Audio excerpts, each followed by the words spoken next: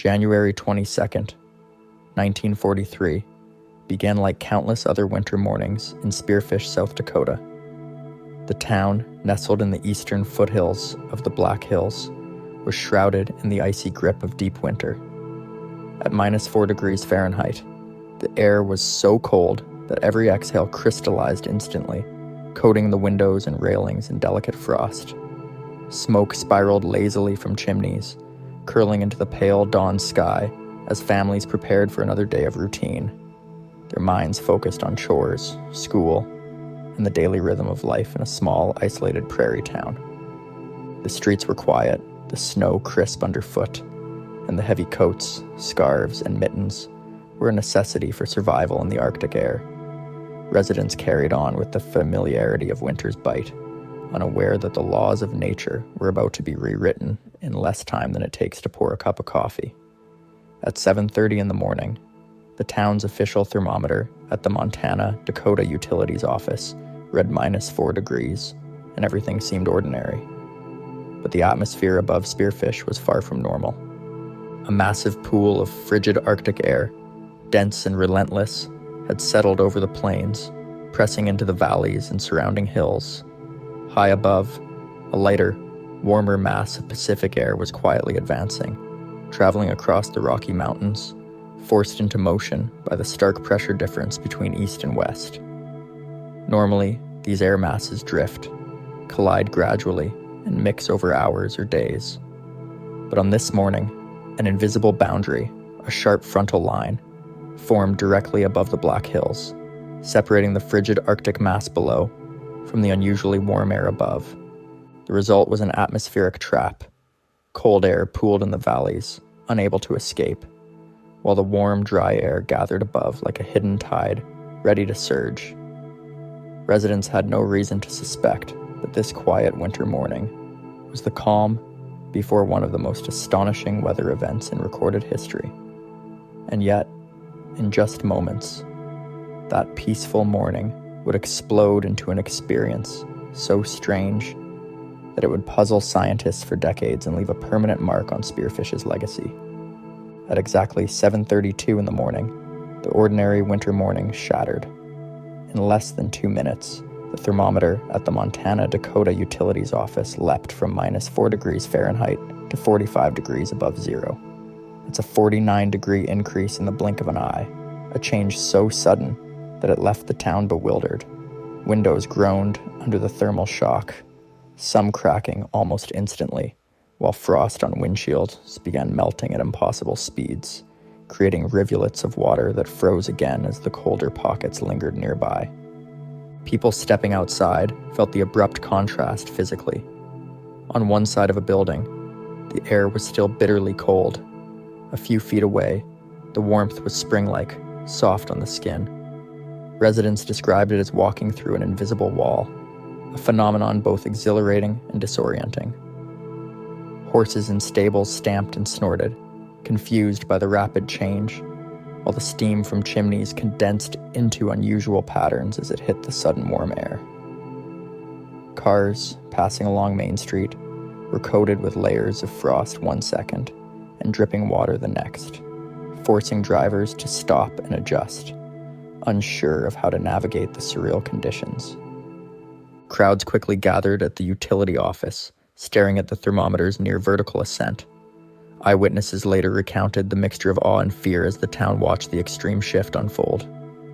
By 9 o'clock, the warmth peaked at 54 degrees, transforming the frigid landscape into something that felt more like early spring than midwinter.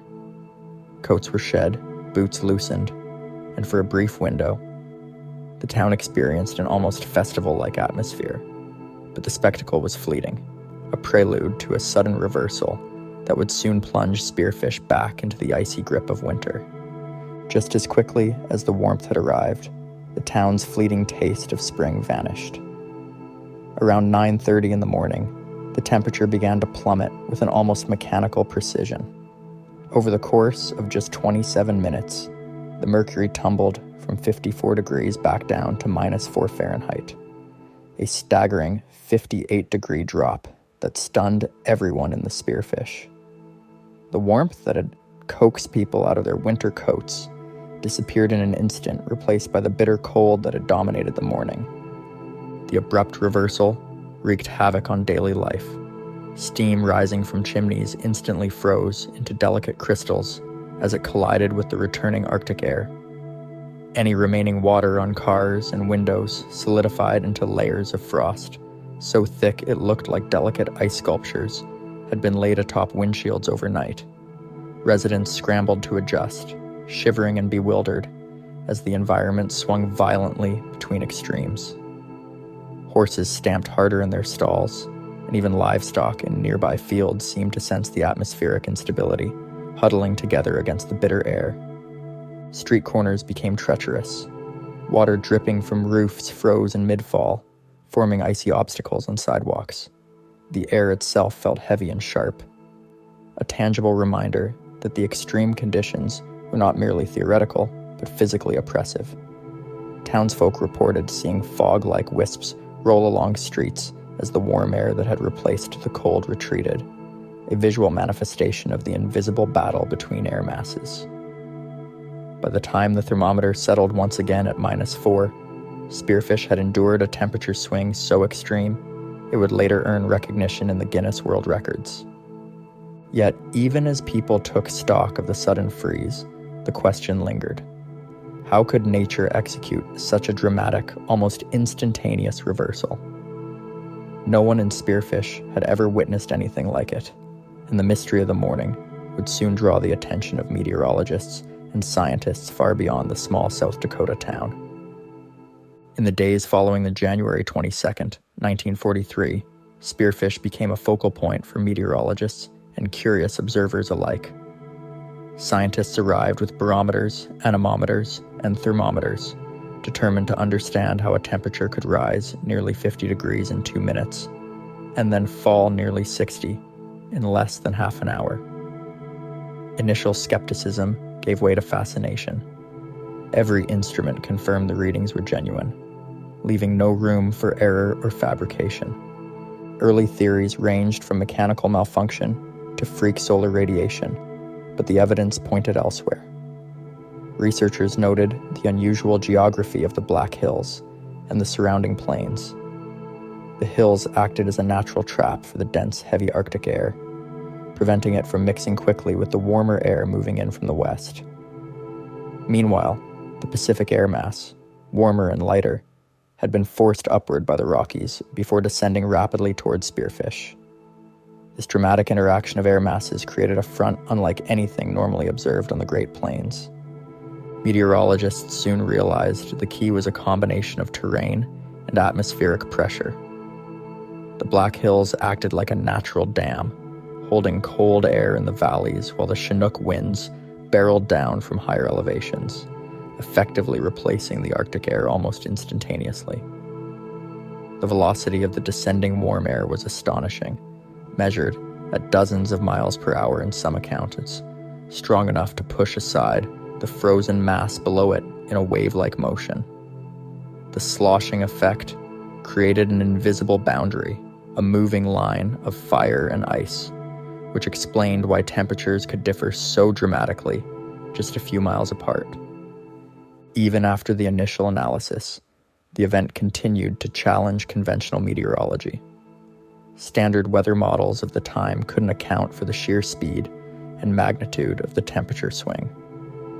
For weeks, scientists debated the mechanics of the phenomenon, documenting every detail of wind direction, barometric pressure, and air density.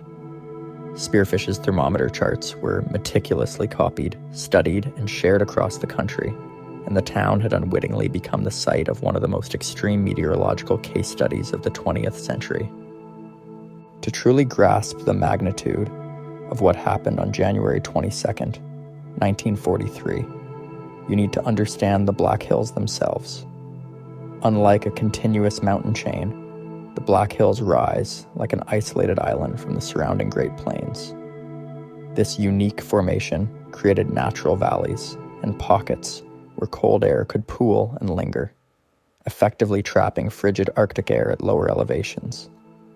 In normal winters, Chinook winds would gradually warm these areas, but the intensity of this event was extraordinary. On that morning, a Chinook wind descended rapidly from the western slopes. These winds are known for their ability to warm air through compression as they drop in altitude. But here, the effect was amplified by the stalled Arctic air beneath. The warm air mass literally bulldozed the cold air out of the valleys in a few minutes, replacing it entirely and creating a sudden, almost theatrical shift in temperature. Residents could step from one street to another and feel two completely different climates, just yards apart. The descent of the Chinook was more than just a gentle warming.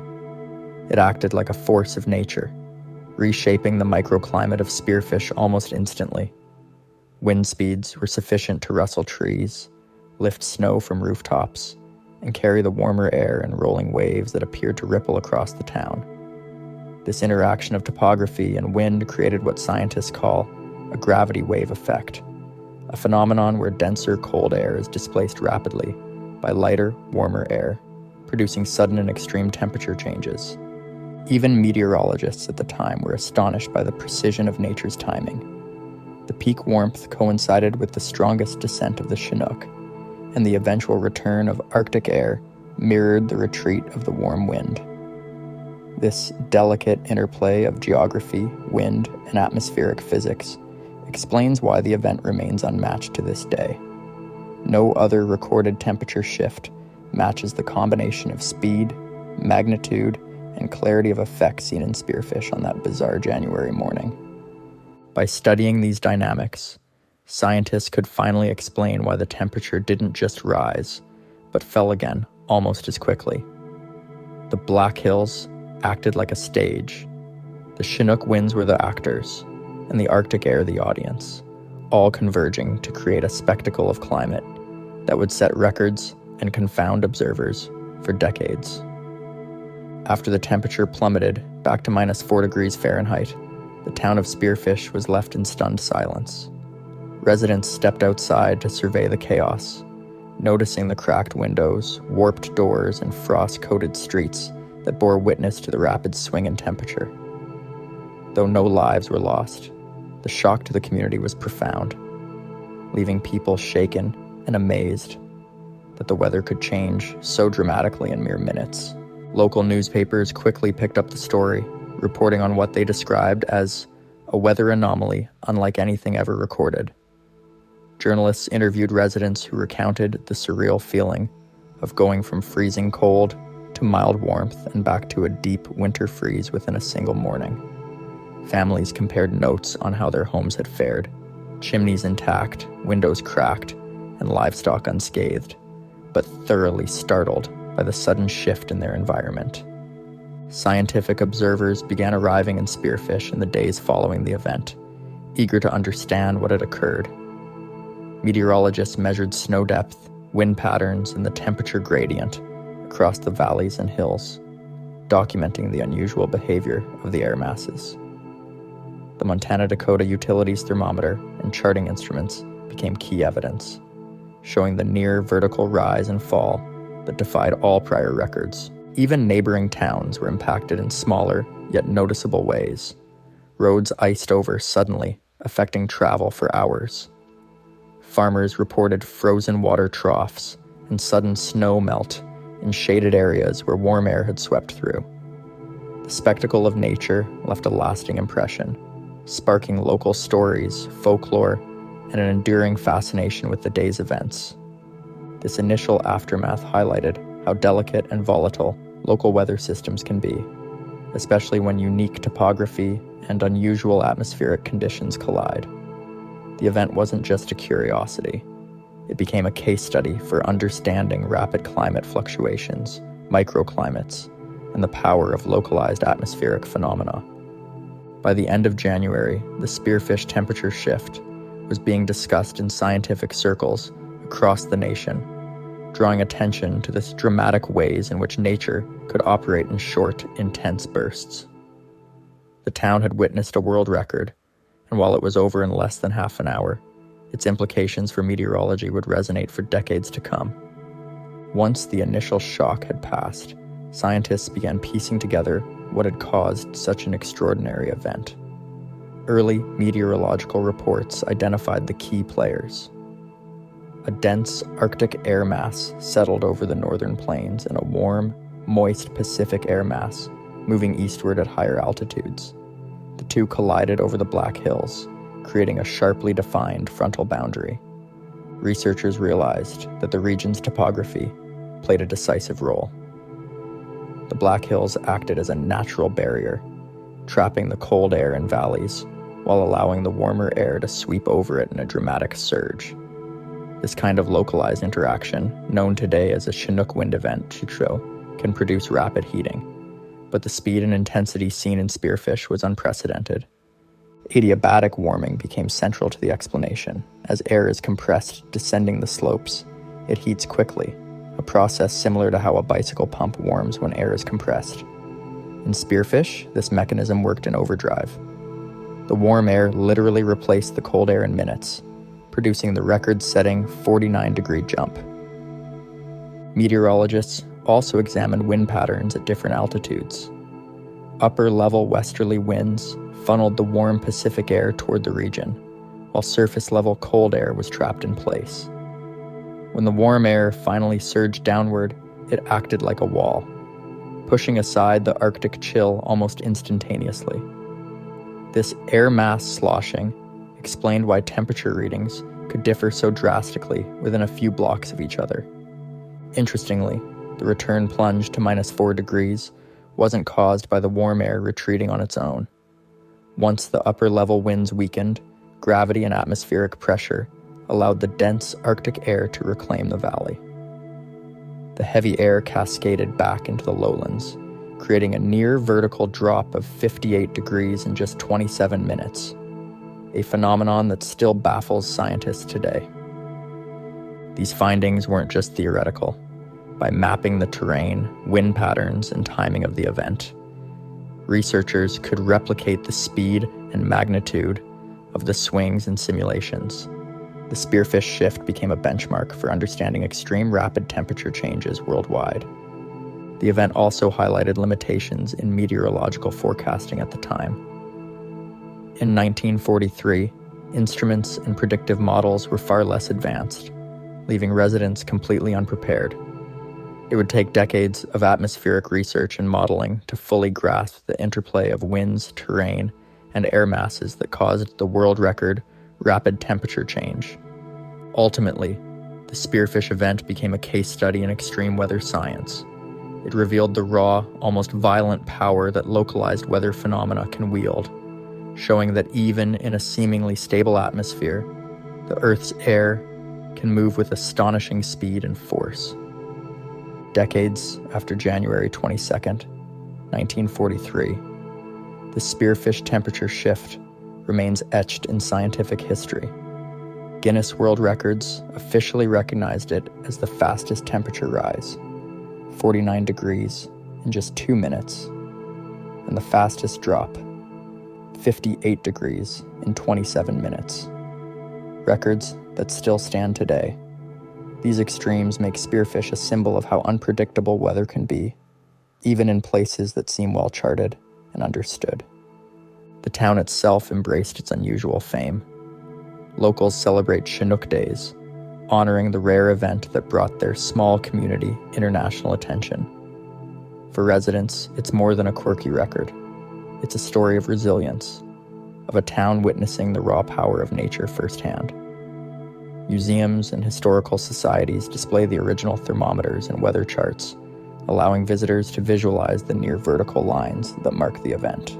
From a scientific perspective, the incident continues to influence meteorology. Researchers use it to study microclimates and rapid air mass changes, helping to improve models for extreme weather prediction. The Spearfish event provides insight into how terrain, altitude, and atmospheric pressure can combine to produce effects that seem almost magical. Even today, modern simulations recreate the exact conditions to understand how and why such extreme temperature swings occur. The story also serves as a cautionary tale. Imagine if a similar temperature surge happened in a modern city. High-rise glass buildings, complex electrical grids, and dense populations could face sudden intense stresses. Cars, power lines, and aviation could all be affected in ways residents of 1943 could never have imagined.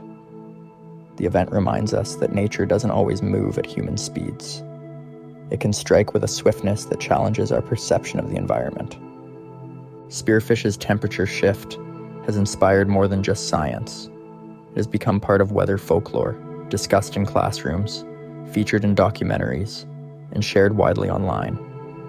The narrative blends human experience with atmospheric drama, a small town caught in the middle of forces so immense they seem supernatural. For the meteorologists who study it, Spearfish is not just a historical anomaly. It's a real-world laboratory for understanding air masses, topography, and extreme rapid change phenomena.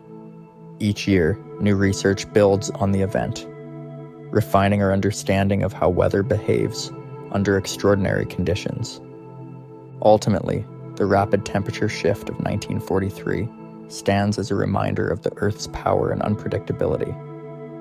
It's proof that sometimes the most incredible natural events don't happen in storms or volcanoes, but in the quiet, frigid air of a small town on an ordinary January morning.